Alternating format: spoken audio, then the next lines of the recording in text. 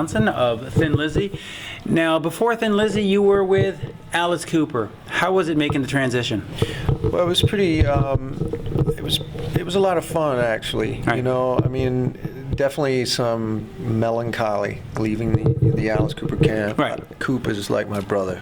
I love that guy. We've experienced a lot together, you know, and we became great friends outside of being in a band together. And quite honestly, the band that we had this past year was just so incredible. You saw the show. Absolutely. You know, Glenn and Tommy. And yeah, man, it was just kind of a throwback to more of that kind of classic sound. You know, we cleaned the amps up a little bit, and we worked on the parts a lot. It was an honor to play with Steve Hunter. Yeah. He was a big help, you know, like we'd be working up things and he'd say, hey, there's another part that's kind of buried in the mix here that I'd never heard. And so it was cool to have him there to work that stuff out.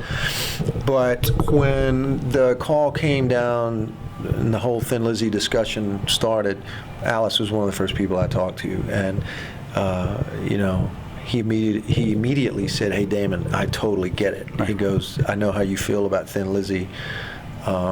He said it would be like the Yardbirds asking me to join in 1960. he would quit Alice Cooper to join. Yeah, he that. would have left Alice Cooper too. To join the Yardbirds. But yeah, man, I love those guys and I miss them. I've been in touch with all of them, you know, as they've been out on the road this month, and actually spent some time with Orianthi, Right.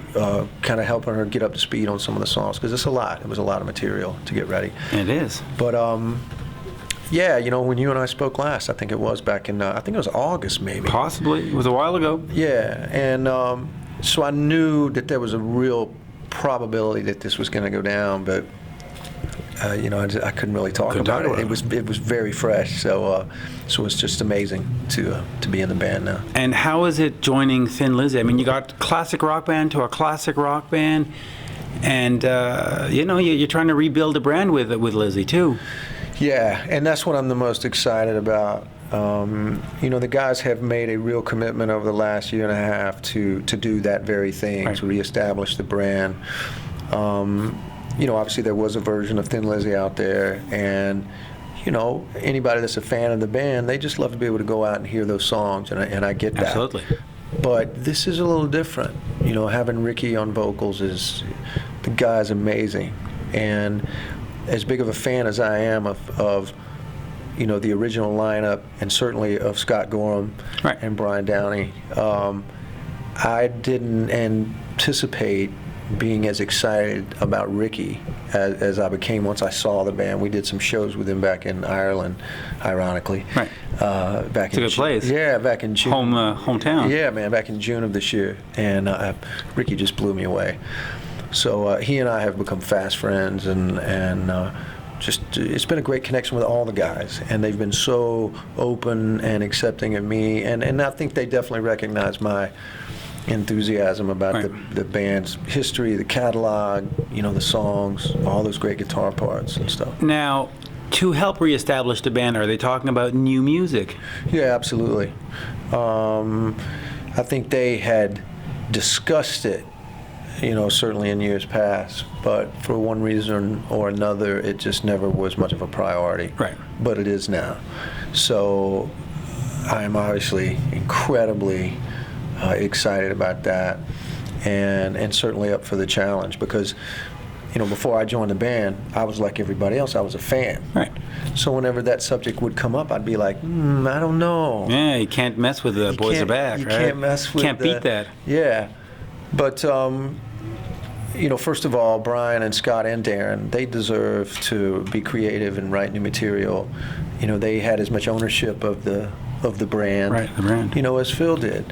It's got to be frustrating for them too, because you're sort of stuck with these great classic songs, but you can't express yourself new because people are going to go, oh, no, it's not Boys Are Back, and you go, well, Yeah, and you know what, and the band would certainly have no intention of making it that.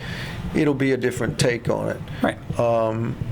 You know, look, man, in the last 25 years, there's several examples of big established bands that changed lead singers, Right. and went on to continue to grow and prosper. Now, no, this isn't the age of MTV anymore.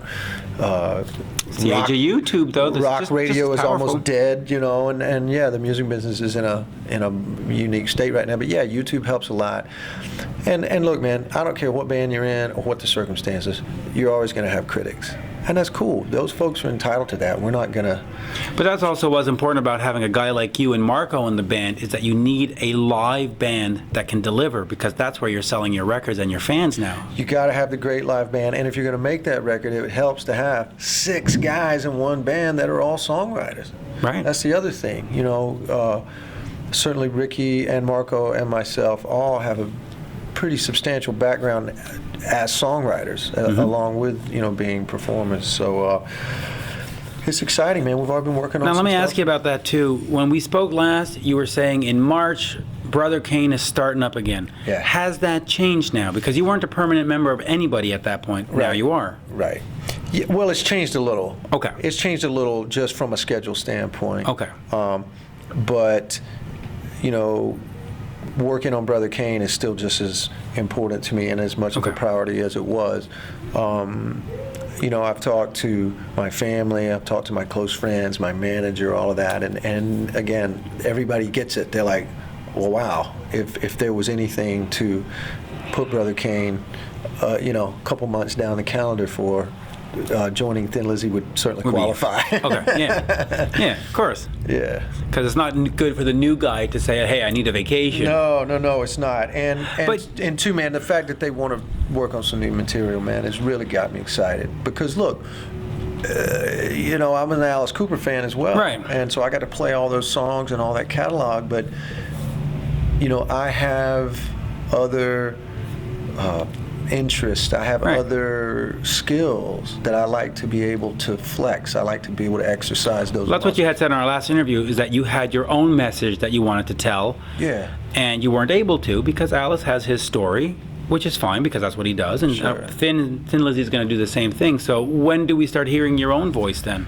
Well, I think you'll definitely hear my voice in the Thin Lizzy record in Okay. some capacity, absolutely, because I think the guys need me to contribute. Alice didn't necessarily need Damon Johnson, the songwriter. Right. You know, was that disappointing, by the way? Because the touring band really was the touring band, and the studio guys were guys that we'd pick up. Like it never really seemed to be both together. You know, as a songwriter, it was a little disappointing just Okay. because I love to write. And a few times Coop and I have written together. It's been a lot of fun. Right. But I recognized right from the beginning that that wasn't what Alice needed me for. Okay.